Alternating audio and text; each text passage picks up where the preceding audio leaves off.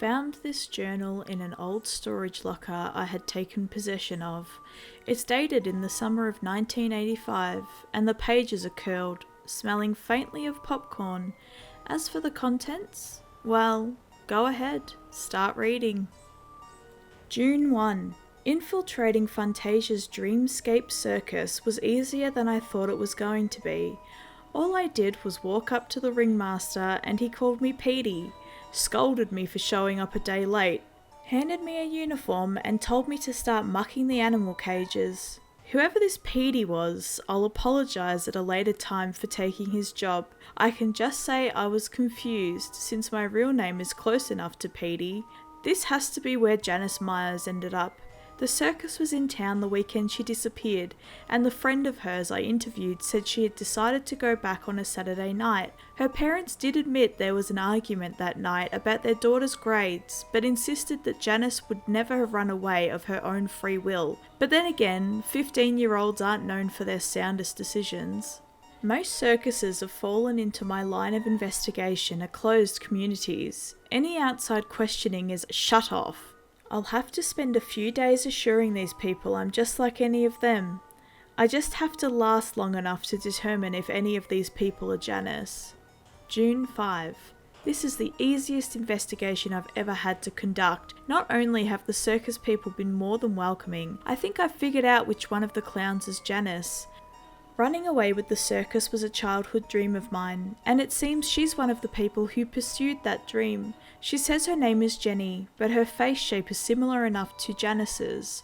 I just need to catch her out of makeup. She goes everywhere with her face painted white and red hearts painted on her cheeks, so I've been yet to see if she has that beauty mark on her cheek. I'd like to catch her alone too, but she's always hanging out with the fellow teenagers. It even appears she has a boyfriend, one of the acrobats named James. What happens seems straightforward at least. Girl falls in love with a boy, runs off to be with him. It's the oldest story in the book. Once I confirm her identity, I'll let her parents know post-haste. After, of course, I find the nearest police station and let them know that one of the clowns is a runaway girl. June 8. Today was the first performance I was lucky enough to catch. This may be the most fun job I've taken in a long time. Most of the time, being a private investigator means I'm following unfaithful spouses or checking to see if anyone's scamming their insurance. Those drain at your sanity after a few years. Today, the ringmaster, Jacob Tanner, pulled me aside and told me to take a seat with the rest of the guests. I've worked hard, I deserve a breather. The performances here are fantastic. The clowns are hilarious, the acrobats are graceful, and the animals are as gentle as your average pet dog or cat. Thanks to working here, I get free snacks too. I don't know how it's special, but the pink lemonade here is to die for. I'd drink it all day if my stomach wouldn't explode. Everything went off without a hitch. We'll be on the road in the morning. I imagine I'll confirm if Janice is Jenny for once and for all now, and she'll no doubt be out of costume. Such a shame too. I think she's really enjoying her time here. But she is a child and she needs to go back home. June 15. Janice is Jenny. I caught her out of makeup before she went on for her act, and she has the beauty mark. But there's something stopping me from letting the police know. There was an accident that happened tonight. The act unfolded as normal. At least I figured as much. A strong man named Lewis Wicker was the base of a stack of clowns. At the top was young Janice. 5 people stacked on one another. It was an unbelievable sight. So unbelievable that it felt like a dream when Lewis stumbled and the clown on his shoulders lost his balance. They all came crashing down like bowling pins. It certainly was not part of the act, judging by Janice's terrified scream as she plummeted to the ground. I heard something crack and her body went limp. A comical-looking mini-ambulance was driven out by more clowns as the ringmaster assured us all that everything was fine. The fake clown doctors tossed the clowns that were knocked unconscious by the fall into the ambulance with as much care as you'd throw a big bag of flour. The conscious clowns and Lewis were escorted off to the side. I've tried to find the injured clowns after the performance, but they're gone. I don't know where they are being kept. After a fall like that, the extent of their injuries must be horrific. Tomorrow, I'm going to the police to report this incident, as I didn't see any real ambulances or any signs that they were taken to a proper hospital, and without a doubt, Janice needs emergency care.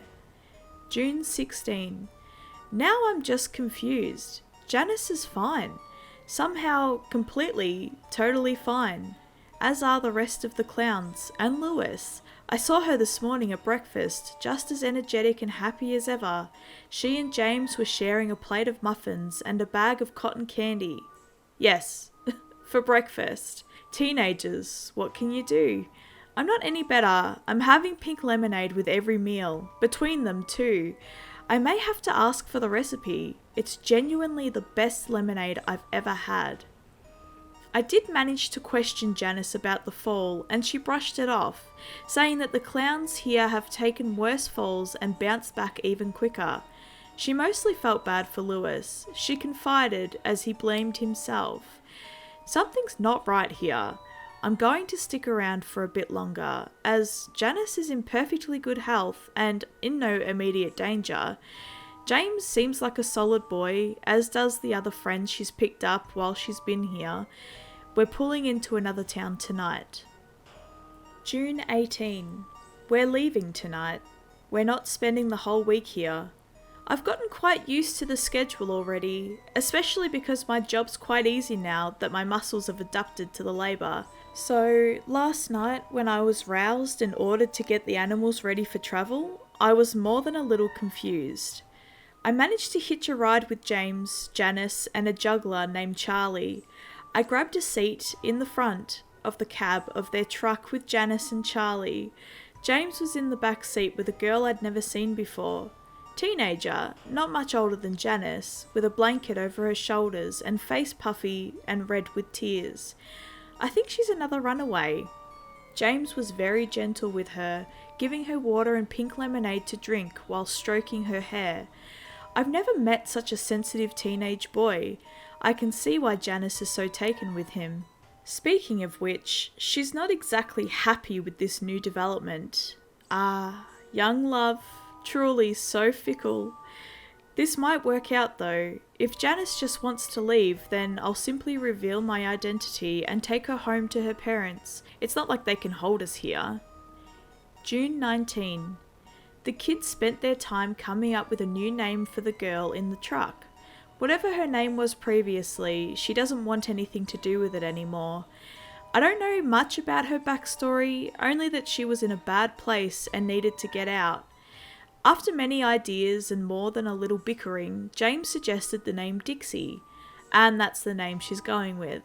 I think it's rather cute, and it certainly suits her. Janice is managing to be polite, but I can already tell she's seething with jealousy. Something about that performance gone wrong is still nagging at me, and there is the fact that Dixie is likely another runaway child. But unlike Janice, I don't think Dixie has a good home to return to, with parents that worry about her safety. She's tense, flinches at loud voices, and is constantly apologising for just taking up space. You won't find me reporting her. That's not my concern. My concern is Janice and no one else. June 22. Last night's show went really well. Dixie's yet to perform, but according to James, she's currently training. Janice is sulky, but refuses to tell James what's on her mind. At least, as far as I know. I think my plan of just waiting it out is actually going to pay off. But then again, maybe I should spend more time second-guessing my judgment. It was after the show I was heading back to the truck when I heard what I knew could only be one thing: drunk showgoers. This wouldn't be such a problem, except I was taking a shortcut through where the animals were kept after the show. I made haste to the source, and sure enough, these three idiots were sticking their hands in the cage, just for moments at a time to taunt the tigress that was in there. Obviously, Lovely Belle, or just Belle for short, was less than impressed. I broke into a run when I saw that one of the idiots actually managed to get the cage door to unlock.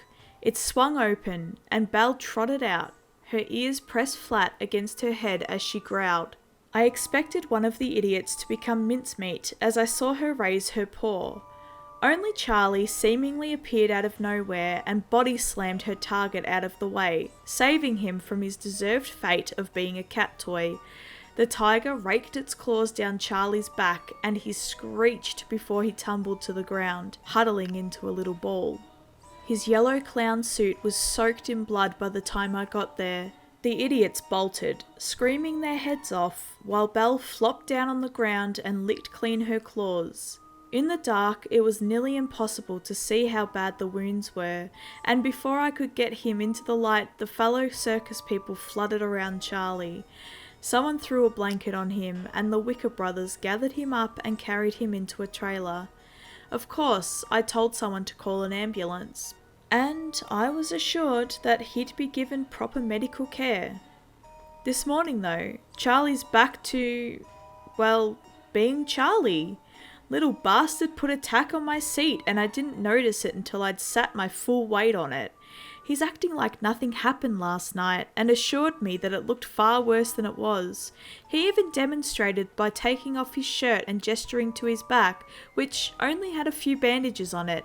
Nothing like what you'd need if you were attacked by a tiger. I kept telling myself that I really must have overreacted last night, that my brain is exaggerating the details. But as many times as I run the incident over and over again in my head, the more I'm certain that there's no way in hell that Charlie should be okay right now. June 25. Well, it finally happened. I'm taking Janice home.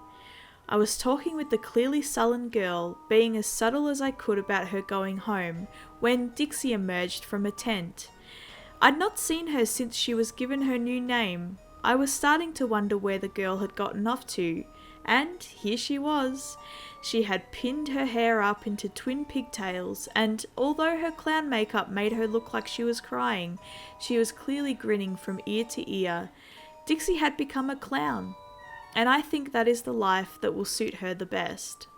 Charlie gaped like a fish, and even James seemed to be taken off guard. "Already?" he croaked out, staring at the girl. Dixie nodded and spun around. "I'm one of the clowns. Put away your frowns. I've taken them all. No more will I fall, for I am a clown," she said before cartwheeling over to the table and using the flower pinned to her sweater to squirt me in the face with what smelled like really strong rose perfume. Charlie clapped while James sprung to his feet, picking Dixie up and spinning her around and around. It might have gone a little over my head, but the three seemed really happy, until Janice slammed her fist into the table. The girl had gone red with rage, getting to her feet and screaming, "Liar! Liar! It takes weeks to become a clown! You're a fraud! A fake! A phony! Everything about you, from your name to you, is so disgusting and fake!" It was so awkward. I desperately tried not to cringe, but I don't think I quite managed. Dixie was surprised for a moment, before her bottom lip trembled. Now those tears going down her cheeks were real as she began to sob. Charlie got up to try and comfort her, but she took off, running right back into the tent she had been training in. James watched Dixie go before turning to Janice. To his credit, he seemed mostly calm, but his fists were balled up so tightly I was afraid I'd have to get between the lovebirds to prevent a brawl. He just gestured her to follow him and the pair went off. I did my best to attempt to listen in on the argument, but I only got bits and pieces. Enough to know that James called Janice for being way out of line, and that although he really cared about her, he wasn't really feeling the spark anymore. Janice accused him of leading her on and called Dixie a lot of names I won't be writing down, as I don't care for putting those kinds of words to paper, and she was the one that ended up trying to knock James's block off. That's when I intervened and separated the fighting teenagers. While James blew off some steam with the knife throwers, I laid my cards on the table. I told Janice everything. That her parents sent me to find her, that they were really worried, and that it was time for her to come home. Maybe it's a bit low to spring this offer on her when she was so emotionally raw, but it was my chance, and it worked. We'll be leaving Saturday night. One more performance and then we'll go when everyone's packing up to go. I will miss my time at the circus, but I'm glad I'm going home. June 30? Everything's fucked. I don't know what went wrong. Let me start from the beginning, just in case I don't make it out of here. Or maybe if I do, I'm so fucked. Leaving went off without a hitch. Janice left a note for James telling him goodbye and good luck with Dixie, and we took off in my car. No one even noticed we left, at least at the time. I wish someone did. Someone stopped us before we went too far. The drive was smooth. Janice badmouthed Dixie, which I mostly ignored. I was already mentally making plans for how I was going to relax in the coming weeks. And then the cramps started. It was just small twinges in my stomach at first. I figured my circus diet was finally catching up with me. I may have been in the best shape of my life, but you can only eat corn dogs and circus peanuts for so long before something gives. Janice rubbed her neck, muttering about being sore. The last thing I said was that I was pretty sure that the ibuprofen was in the glove box when my gut erupted in pain. I nearly doubled over, going stiff as I wrapped a hand around my middle. I couldn't speak. The pain was so bad. I tried to tell Janice that I needed to pull over because I was going to be sick, but the moment I opened my mouth, all I could do was scream.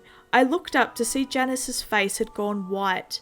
Blood first only dripped from her nose, then it began to pour, spouting red all over the front of her shirt and the dashboard. I heard a snap, a crackle, and Janice's arm was bent in 3 different ways, white shards of bone stabbing out of her skin. I jerked the steering wheel and we went into the ditch.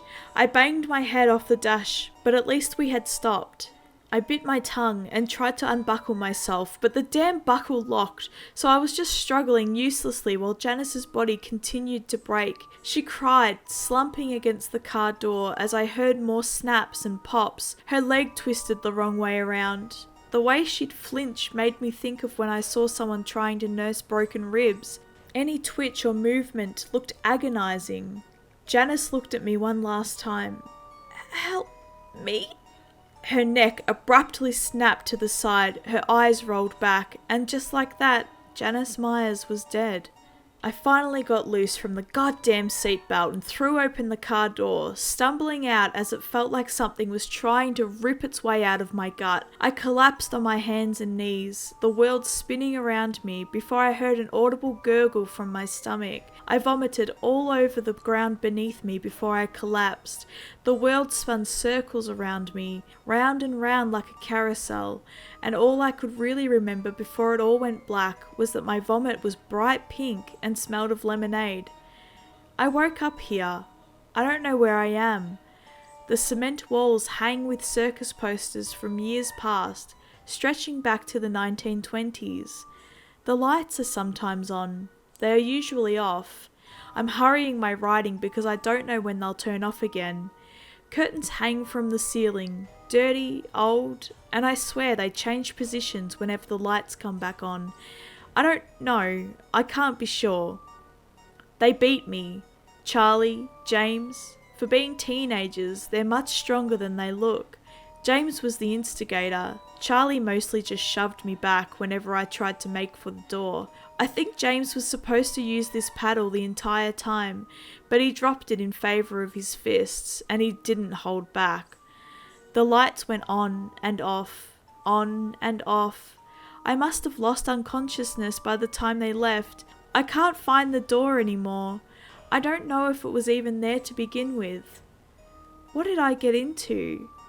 Why is Janice dead? What have I done? I can't tell if it's night or day. I found the door again. It was just hiding behind the blue curtain. It's locked, and I can't make it budge when I throw myself against it. It must be locked from the outside. I need to conserve my strength. There's no food offered, just fucking bottles of pink lemonade lined up by the door. They're mocking me. I'm not going to drink it. It might be poisoned anyway. I have to get out of here, and I can't brute force it.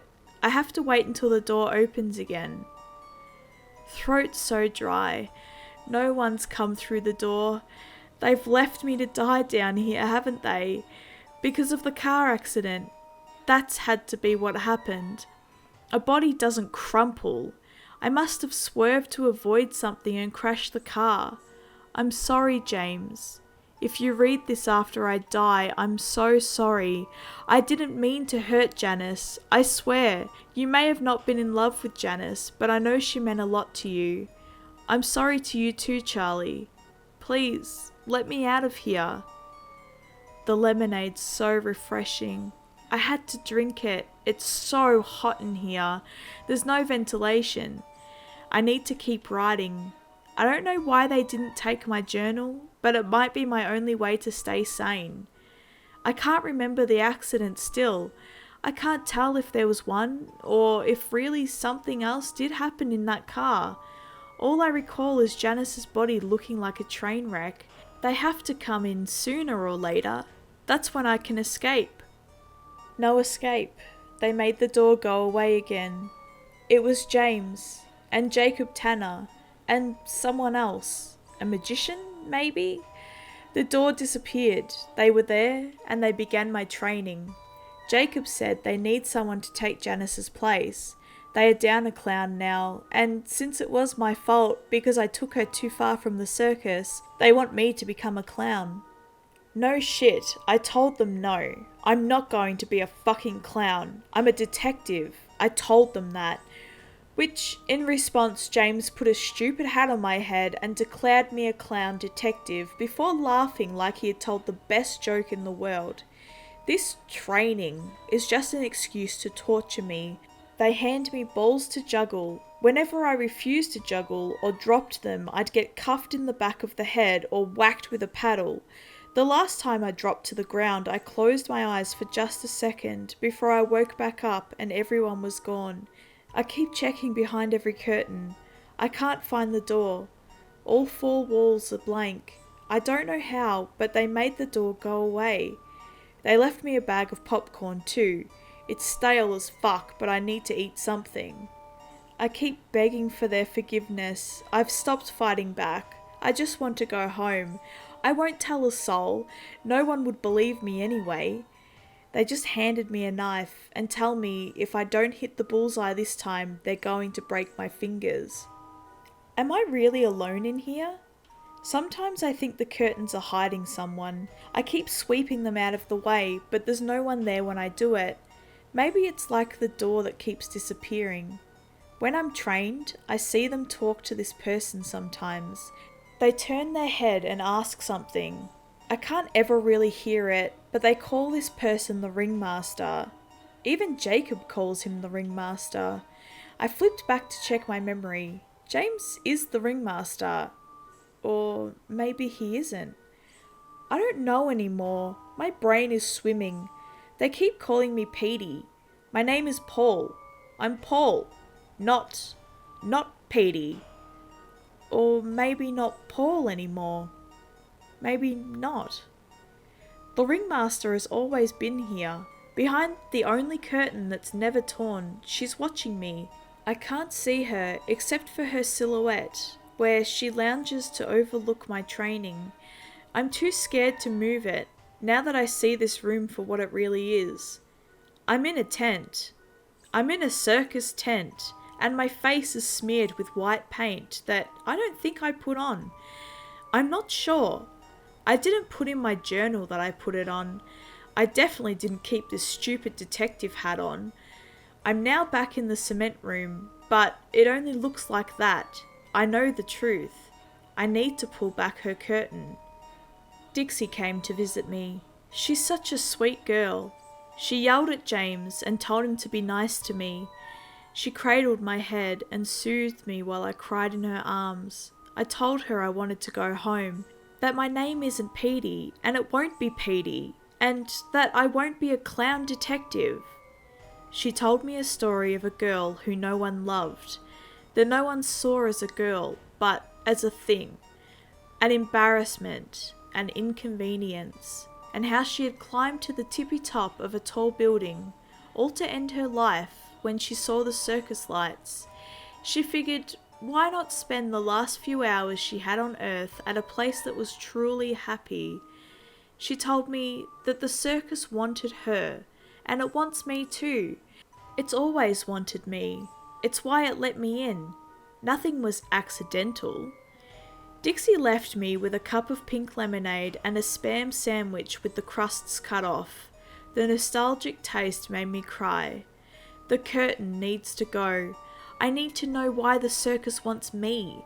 Please tell me why I have to stay. Ha ha! Ha ha! Well, the time has come to go where the air smells like popcorn and bubblegum, where the tents reach the sky and we no longer need to cry. This is how I have become a clown. This is how you become a clown. Come to the circus that's here in town when all you've known has burned down. There you will meet an acrobat, a juggler, and a crying girl. They'll help you give it a whirl. You'll be given pink lemonade and all sorts of delights. You'll begin your training that very night. Be sure not to sob when it hurts. You're just getting your just desserts. To be a clown is to be forever, as long as the circus endeavours. Pull back the curtain and meet the ringmaster, a beauty with skin of alabaster, with cheeks redder than apples candied. She smiles at you and offers a glass brandied. You take it. You don't say no to a woman like that. Once you sip, she will give your head a pat. You're alone in the world, aren't you? She'll say, knowing that it's true. You'll nod. You don't attempt to deny that all this time you've just stood by.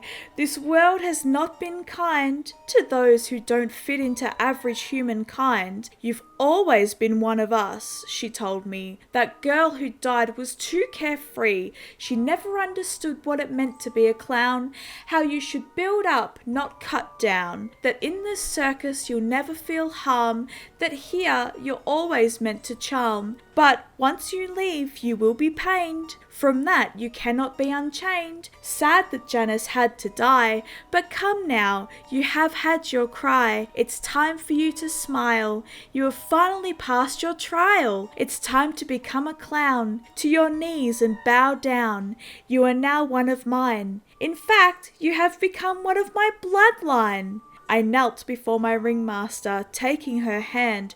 This circus is a family that will never disband. And just like that, I've become a clown, never again to frown. I hope that you'll see these tents one day and come on through the doorway. If you want to become a clown, here's a tip. Get some pink lemonade, have a sip, run away with the circus, and like that, you'll be one of us. Ha ha! Ha ha! Never again to frown. I have become a clown.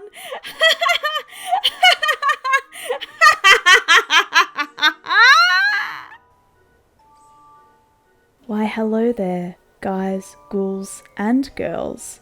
Thank you for tuning in to the latest video. Please show your spooky support by hitting the like button, leaving a comment, and hitting subscribe to catch our next video. Feel free to send through your scary stories using the email address in the description below. Stay spooky.